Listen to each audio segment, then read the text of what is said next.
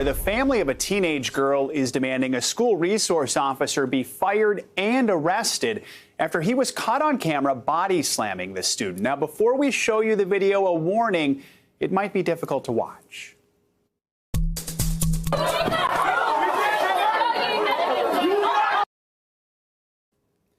This cell phone video of the violent confrontation is now making the rounds on social media. The student has been identified as 16-year-old Taylor Bracey, a junior at Liberty High School in Osceola County. Her mother says she's now suffering from headaches, blurry vision, memory loss, and that's not it.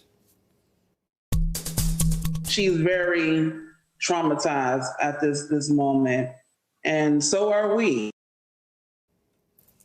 In a statement, the attorney for that school resource officer, Osceola County Deputy Ethan Fournier, says when a video like this comes out, which shows only a small portion of the story, the media and the public tend to jump to the conclusion that the use of force was excessive without knowing what led to the use of force. The use of force in this case was, in fact, justified. Joining us now is civil rights attorney Ben Crump, who is now representing Taylor Bracey and her family. Mr. Crump, good to have you with us. You have been involved with several high-profile cases, including representing the families of George Floyd and Breonna Taylor. First of all, what made you decide to take on this case? Good morning, Joe. Good morning, Savannah.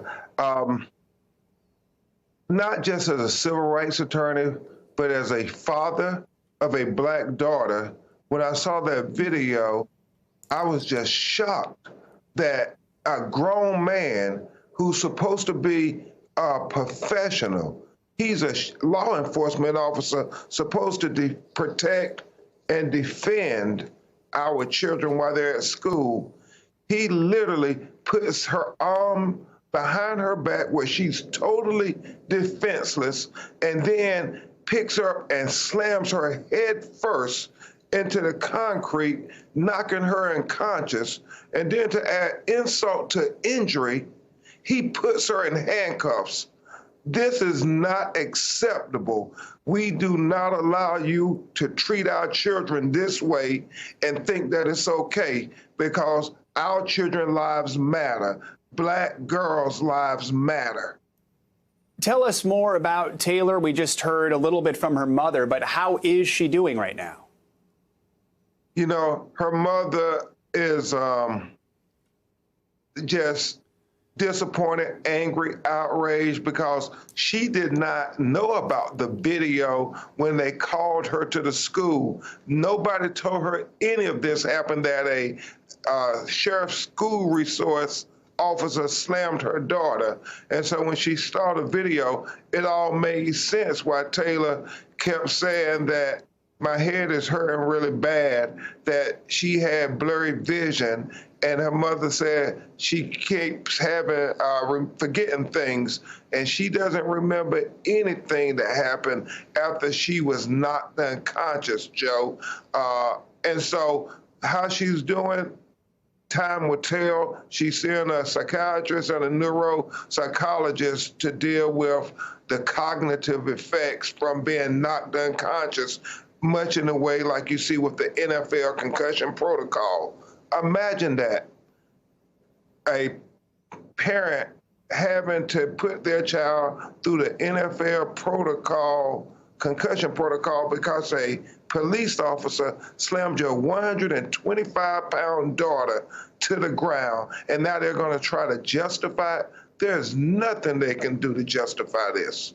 As we just mentioned, the deputy's attorney says the video doesn't show what happened before the violence. The sheriff has said that there was a disruption of a school function and that Taylor had not complied with commands. What's your response to some of these things that they're putting out there?